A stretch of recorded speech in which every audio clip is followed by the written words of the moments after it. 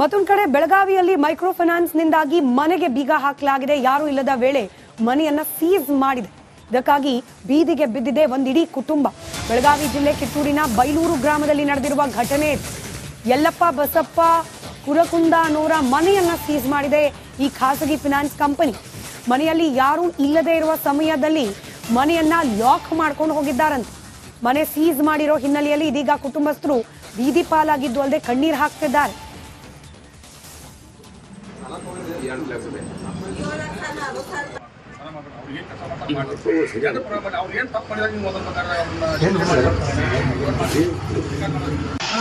ನಾ ಯಾರನ್ನ ರಾಕಿಸಲ್ಲ. ನಾವು ಇದಕ್ಕೆ ಹೋಗಿದ್ರಿ ಬೆಳಗಾವ್ ಕೆಲಸ ಐತೆ ಅಂತ ಹೇಳ್ರಿ. ನಮ್ಮ ನ್ಯಾನೋ ಬತ್ತಾವಕಾಕ್ ಹೋಗಿದ್ರಿ. ಬತ್ತಾವಕಾಗ ಅಂದ್ರಿ ಅಂದ್ರೆ ಹುಡುಗರು ಕೆಲ್ಸಕ್ಕೆ ಹೋಗಿದಾರ್ರಿ. ಸ್ವಸ್ಥರು ಮಕ್ಕಳು ಹೋದಾಗ್ರಿ ಚಾವಿ ಹಾಕೊಂಡು ಹೋಗ್ಯಾರ್ರಿ. ಅವ್ರು 2 ಲಕ್ಷ ಈಗ್ರಿ 9 ಲಕ್ಷ ಹಾಕ್ಸಿದಾರ ಕಟ್ಟಿದೇವ್ರಿ. 5 ವರ್ಷ ಅಂತ ಹೇಳ್ರಿ. ಈಗ 2 ವರ್ಷ ನಾತಾರಿ 5ನೇ ವರ್ಷ ಜಾಸ್ತಿ ಐತ್ರಿ. ಏನೋ ಹೇಳಿದ್ರು ಅವ್ರು ನಮ್ಗೆ ಒಟ್ಟ ಹೇಳಿದ್ರಿ. 5 ಲಕ್ಷ ಕಟ್ಟ. ನಮ್ಮ ಪ್ರತಿನಿಧಿ ಮೈಲಾರಿ ನೇರ ಸಂಪರ್ಕದಲ್ಲಿದ್ದಾರೆ. ಮೈಲಾರಿ, ನಾವು ಪೊಲೀಸೋ ಅಥವಾ ಸರ್ಕಾರದ ಅಧೀನದ ಸಂಸ್ಥೆಗಳು ಹಿಂಗೆ ಸೀಲ್ ಮಾಡೋದನ್ನ ಗಮನಿಸಿದ್ವಿ. ಪ್ರೈವೇಟ್ ಕಂಪನಿ ಇವ್ರಿಗೆ ಯಾರಂತೆ ಹಿಂಗ್ ಅಧಿಕಾರ ಕೊಟ್ಟವರು ಮನೆಗೆ ಬಂದು ಸೀಲ್ ಹಾಕೊಂಡು ಹೋಗ್ಲಿಕ್ಕೆ? ಇದೀಗ ಈ ಮನೆಯ ಮಾಲೀಕರು ಏನ್ ಹೇಳ್ತಿದ್ದಾರೆ, ಆ ಕುಟುಂಬ ಏನ್ ಹೇಳ್ತಾ ಇದೆ ಅಂತ ಹೇಳಿ?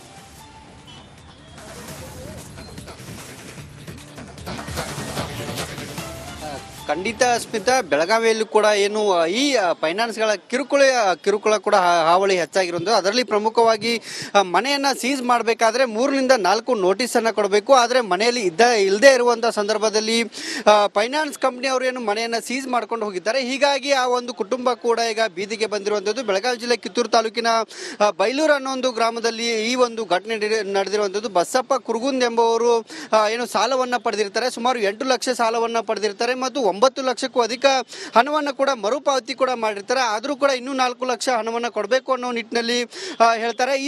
ಈ ಹಣವನ್ನು ತುಂಬೋಕೆ ಆಗದಂಥ ಸಂದರ್ಭದಲ್ಲಿ ಅವರು ಈ ರೀತಿಯಾಗಿ ಅಂದರೆ ಮನೆಯನ್ನು ಸೀಸ್ ಮಾಡಿದ್ದಾರೆ. ಅದು ಕೂಡ ಯಾರೂ ಇಲ್ಲದಂಥ ಸಂದರ್ಭದಲ್ಲಿ ಮನೆಯನ್ನು ಸೀಸ್ ಮಾಡಿದ್ದಾರೆ. ಮತ್ತೊಂದೆಡೆ ಬೆಳಗಾವಿ ತಾಲೂಕಿನ ತಾರಿಹಾಳ ಅನ್ನೋ ಒಂದು ಗ್ರಾಮದಲ್ಲಿ ಕೂಡ ಬಾಣಂತಿ ಮಹಿಳೆ, 1 ತಿಂಗಳ ಬಾಣಂತಿ ಮಹಿಳೆಯನ್ನು ಕೂಡ ಮನೆಯಿಂದ ಹೊರ ಹಾಕಿರುವಂಥದ್ದು ಮತ್ತು ಹರಾಜಿಗೆ ಕೂಡ ಇಟ್ಟಿರುವಂಥದ್ದು. ಈಗ ಆ ಕುಟುಂಬ ಕೂಡ ಬೇರೆ ಸಂಬಂಧಿಕರ ಮನೆಯಲ್ಲಿ ಹೋಗಿತ್ತು. ಇದಾದ ನಂತರ ಸಚಿವೆ ಹೆಬ್ಬಾಳ್ಕರ್ ಅವರ ಪುತ್ರ ಅವ್ರ ಜೊತೆಗೆ ಮಾತನಾಡಿ ಅವರನ್ನು ವಾಪಸ್ ಕರೆಸುವ ಕೆಲಸವನ್ನು ಕೂಡ ಮಾಡ್ತಿದ್ದಾರೆ ಮತ್ತು ಪರಿಹಾರದ ಕೊಡುವ ಭರವಸೆಯನ್ನು ಕೂಡ ಮಾಡ್ತಿದ್ದಾರೆ. ಆದರೆ ಬೆಳಗಾವಿ ಜಿಲ್ಲೆಯಲ್ಲಿ ಸುಮಾರು ಅಂದರೆ ಈ ಸಬ್ಸಿಡಿ ಹಣದ ಆಸೆಗಾಗಿ ಸಾಕಷ್ಟು ಜನರು ಕೂಡ ಈ ಒಂದು ಫೈನಾನ್ಸ್ನ ಕಿರುಕುಳಕ್ಕೆ ಏನು ಬಲಿಯಾಗಿರುವಂಥದ್ದು ದೃಷ್ಟಿಯಲ್ಲಿ ಗಮನಿಸಬಹುದು.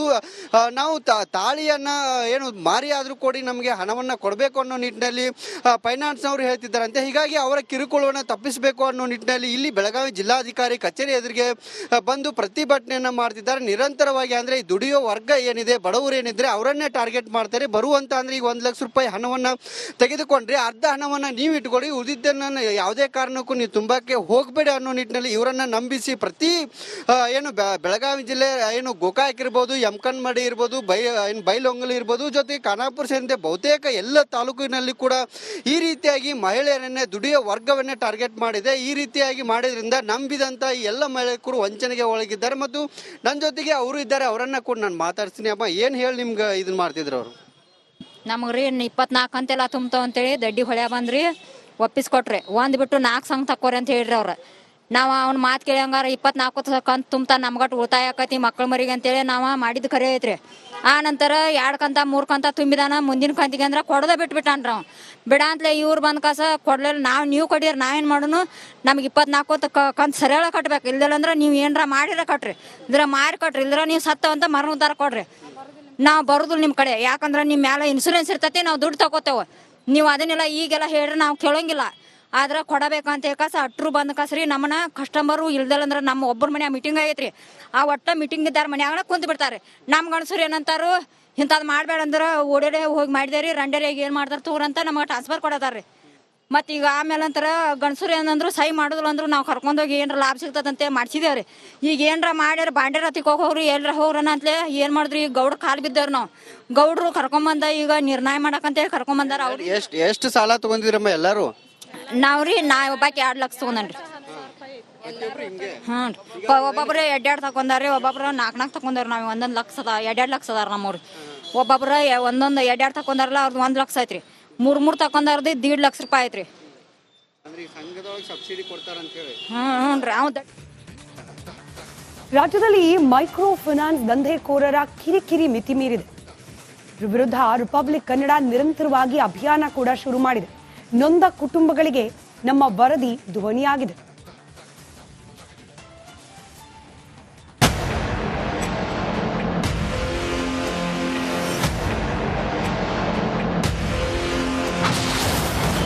ರಾಜ್ಯದಲ್ಲಿ ಮಿತಿ ಮೀರಿದ ಬಡ್ಡಿ ಮಕ್ಕಳ ಉಪಟಳ. ಮೈಕ್ರೋ ಫೈನಾನ್ಸ್ ವಿರುದ್ಧ ನೊಂದವರ ಕಳವಳ.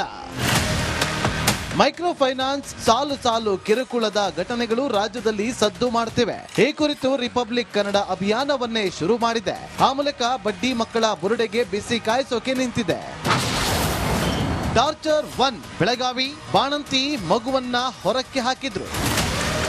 ಬೆಳಗಾವಿಯ ತಾರಿಹಾಳ ಗ್ರಾಮದಲ್ಲಿ ಮನೆ ಕಟ್ಟಲು ಫೈನಾನ್ಸ್ ನಲ್ಲಿ ಸಾಲ ಮಾಡಿದ್ರು. ಗಣಪತಿ ಲೋಹರ್ 5 ವರ್ಷದ ಹಿಂದೆ 5 ಲಕ್ಷ ಸಾಲ ಪಡೆದಿದ್ರು. 3 ವರ್ಷ ಹಣ ಕಟ್ಟಿದ್ರು. ನಂತರ ಹೆಂಡತಿಗೆ ಹುಷಾರಿಲ್ಲ, ಮಗಳು ಹೆರಿಗೆಗೆ ಬಂದಿದ್ರು. ಹೀಗಾಗಿ 6 ತಿಂಗಳು ಹಣ ಕಟ್ಟಿರಲಿಲ್ಲ. ಇದರಿಂದ ಫೈನಾನ್ಸ್ ನವರು ಏಕಾಏಕಿ ಬಾಣಂತಿ ಮಗುವನ್ನ ಮನೆಯಿಂದ ಹೊರಹಾಕಿದ್ದಾರೆ. ಟಾರ್ಚರ್ 2 ಹಾವೇರಿ ಸಿಎಂಗೆ ಮಾಂಗಲ್ಯ ಸರ ಪೋಸ್ಟ್. ಹಾವೇರಿ ರಾಣಿಬೆನ್ನೂರಿನ ಶೈಲಮ್ಮ ಅನ್ನೋರು 50,000 ಸಾಲ ಪಡೆದಿದ್ರು. ನಂತರ ಮಗನ ಚಿಕಿತ್ಸೆಗೆ ಮತ್ತೆ ಸಾಲ ಮಾಡಿದ್ರು. 2 ಹಣ ಕಟ್ಟಲಾಗದೆ ಕಂಗಾಲಾಗಿ ಹೋಗಿದ್ರು. ಫೈನಾನ್ಸ್ ಅವರ ಕಾಟ ತಾಳಲಾರದೆ ಇದೀಗ ಸಿಎಂಗೆ ತಾಳಿ ಪೋಸ್ಟ್ ಮಾಡಿ ಅರಿಶಿನ ಕೊಂಬಿನ ತಾಳಿ ಕಟ್ಟಿಕೊಂಡಿದ್ದಾರೆ.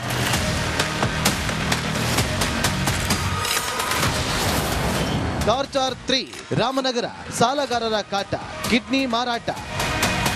ಫೈನಾನ್ಸ್ ಕಿರುಕುಳಕ್ಕೆ 2,50,000ಕ್ಕೆ ಮಹಿಳೆಯೊಬ್ಬರು ಕಿಡ್ನಿ ಮಾರಾಟ ಮಾಡಿದ್ದಾರೆ. ಮಾಗಡಿಯ ಗೀತಾ ಎಂಬ ಮಹಿಳೆಯಿಂದ ಕಿಡ್ನಿ ಮಾರಾಟ ಮಾಡಿದ್ದು ಪತಿಗೆ ಚಿಕಿತ್ಸೆ ಕೊಡಿಸಲು ಸಾಲ ಪಡೆದಿದ್ರು ಅಂತ ಗೊತ್ತಾಗಿದೆ.